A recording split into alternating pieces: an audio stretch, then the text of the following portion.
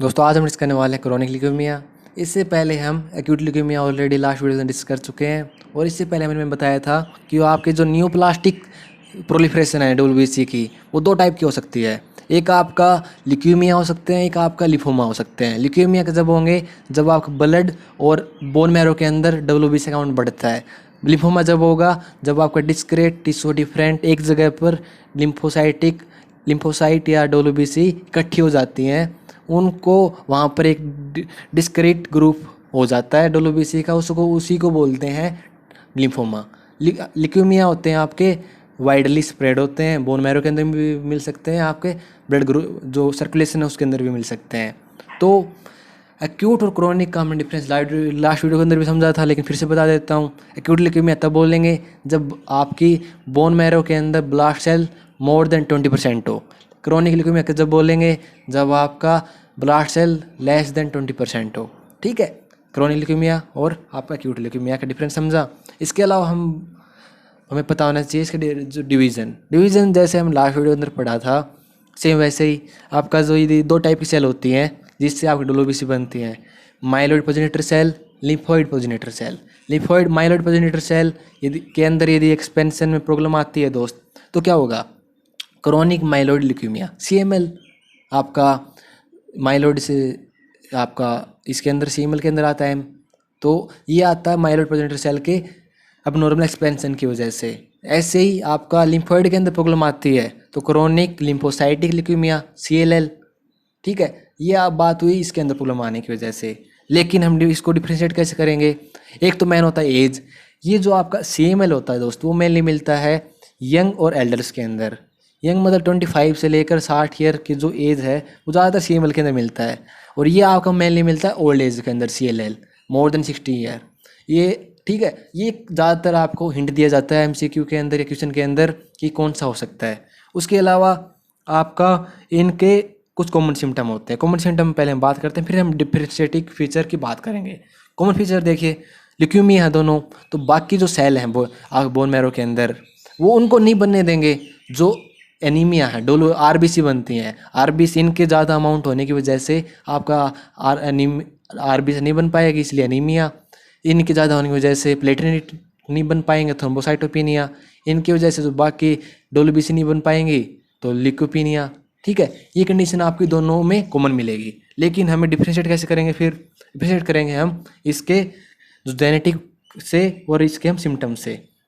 Genetic की पहले हम बात करते हैं। इसके अंदर जो क्लासिकल प्रॉब्लम आती है जेनेटिक, वो आती है ट्रांसलोकेशन 922, जिसे हम फिलाडेल्फिया क्रोमोसोम बोलते हैं। इसके अंदर क्या होता है, ये प्रॉब्लम आती है BCR ABL जीन होता है ना, उसमें आपका जो ट्रांसलोकेशन होता है उसमें एब्नॉर्मलिटी आती है, उसकी वजह से ये CML होता है। इसके अलावा आपका जो माइलॉइड सेल है ना, वो डिवाइड करती है more quickly as compare to lymphoid progenitor cell. ठीक है, ये इतना इंपॉर्टेंट नहीं है, लेकिन ऊपर वाले दो पॉइंट आपको पता ही होना चाहिए। Philadelphia chromosome, BCR ABL gene, इन दोनों के अंदर दोनों पॉइंट CML के अंदर मिलते हैं।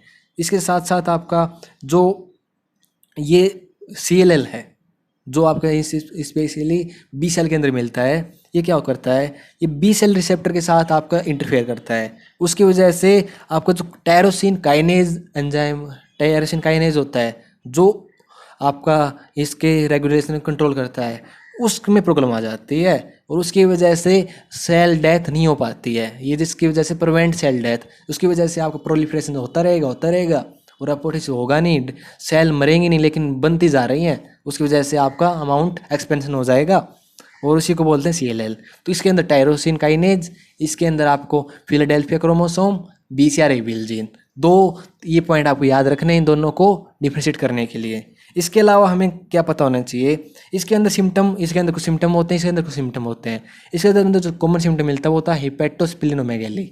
जो आपका CML है उसके अंदर आपका हिपेटोस्प्लिनोमेगेली मेनली CML के अंदर मिलता है, लेकिन जो लिम्फेडिनोपैथी है वो आपका CLL के अंदर मिलता है। ठीक है, दोनों के अंदर डिफरेंशिएटिंग फीचर हुआ।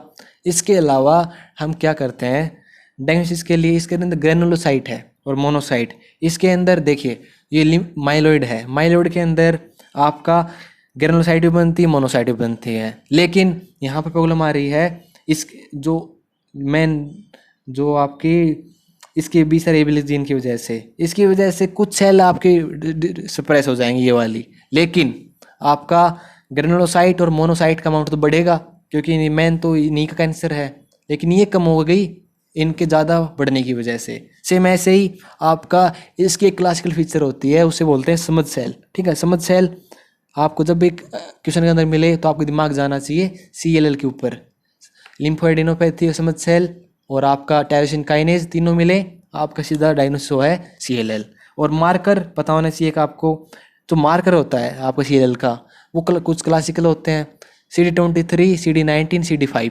ठीक है, ये तीनों पॉजिटिव रहते हैं CLL के अंदर, ये भी हमें पता होना चाहिए। ठीक है, ये आपका एक्स्ट्रा पॉइंट था। और ये बात की हमने किसके अंदर होता है, क्या प्रॉब्लम है, क्या सिम्टम है। इसके बाद ट्रीटमेंट क्या होगा, देखिए ट्रीटमेंट आपका जो टायरोसिन काइनेज है इसके अंदर ये ज़्यादा इन्वॉल्व हो रहा है, तो इसको हम टायरोसिन काइनेज इनहिबिटर दे सकते हैं दोस्त।